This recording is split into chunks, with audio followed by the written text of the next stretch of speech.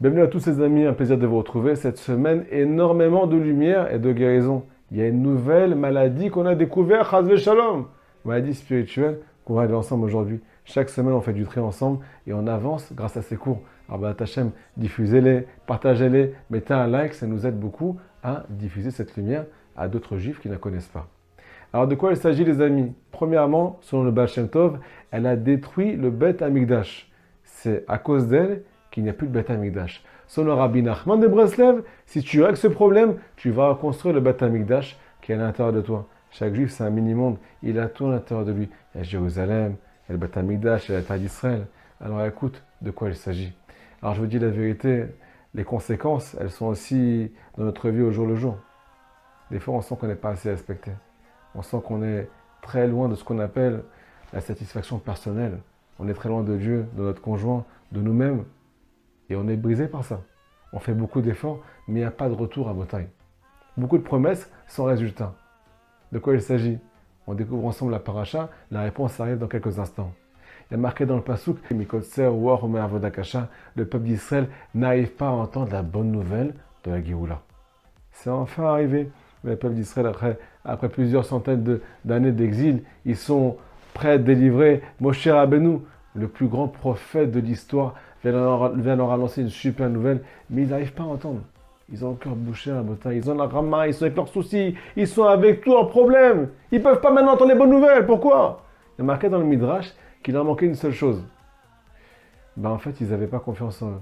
Ils étaient tellement déçus d'eux-mêmes. Il y a marqué dans l'Ikuta Alachot, en fait, ils avaient peur de ne pas avoir assez de bons actes, assez de bonnes actions dans leur vie. Loaya Baen Uvadim Ksherin.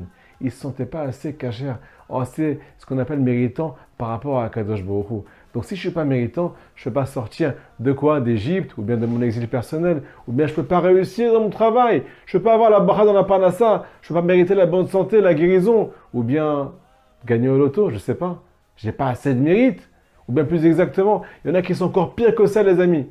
Ils se détestent à l'intérieur. Ou bien ils se maudissent sans s'en rendre compte. Je ne peux pas être méritant.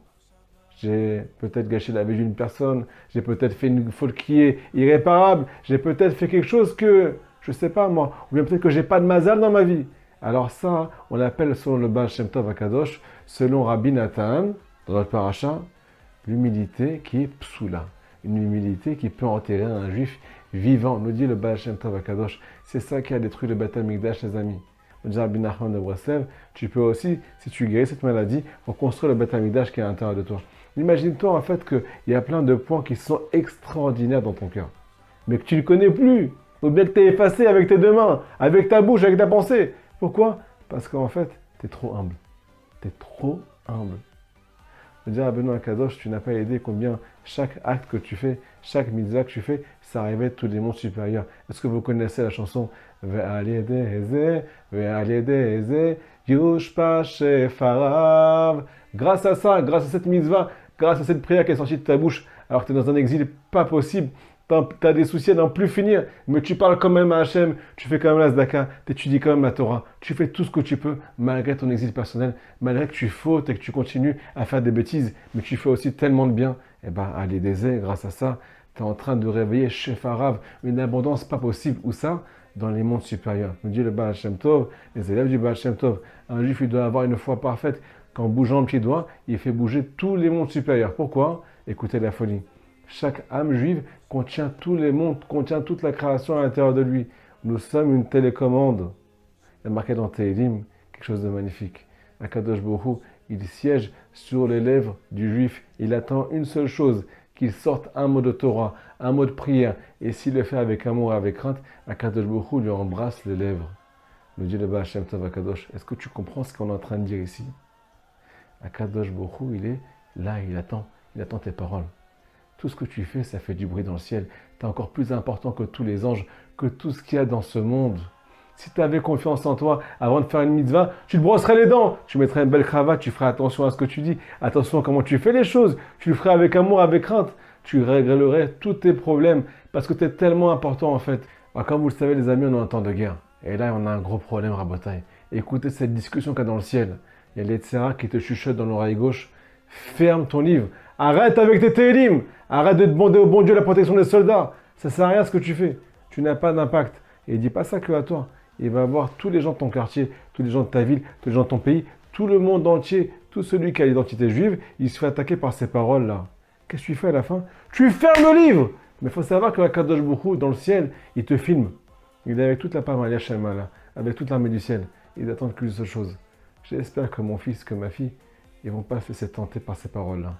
Je te demande d'ouvrir ta bouche et de dire juste un mot. Tu vas sauver peut-être un soldat, tu vas sauver peut-être une shrouna, un quartier, d'une bombe envoyée par le Hamas. Si seulement tu avais confiance en toi, tu serais proche de moi et dire Kadosh Baruch Hu. Tu aurais déjà fait de chouva depuis longtemps, tu aurais déjà réglé tes problèmes avec ton conjoint, tu aurais déjà réglé tes problèmes, en fait, qui sont tellement bénins. Mais tout vient de ta trop grande humilité. Tu es trop humble pour comprendre l'importance de tes actes. Si tu comprends l'importance de tes actes, tu vas faire plus de misotes, et encore plus que ça, tu vas moins fauter, parce que tout est important. Les amis, on a besoin de ce qu'on appelle dire au Yetzirah, je suis juif, donc je suis chéri de Dieu. Chaque acte marque la création, marque l'histoire du peuple d'Israël. Si vous êtes là avec ça, et vous avez écouté les conseils de Rabbi Nachman, qui nous demande de noter à chaque instant, chaque petit acte qui est fait en direction du ciel, en direction de la Kadosh Baruch Hu, ou bien pour son prochain, notez vos points positifs, mettez-les sur une feuille. À la fin de la journée, écrivez un cahier et lisez-le chaque jour. Vous n'imaginez même pas combien votre cœur va guérir, combien vous allez tout changer et combien vous allez être encore plus actif dans votre vie. Chazak Baruch, Shabbat Shalom.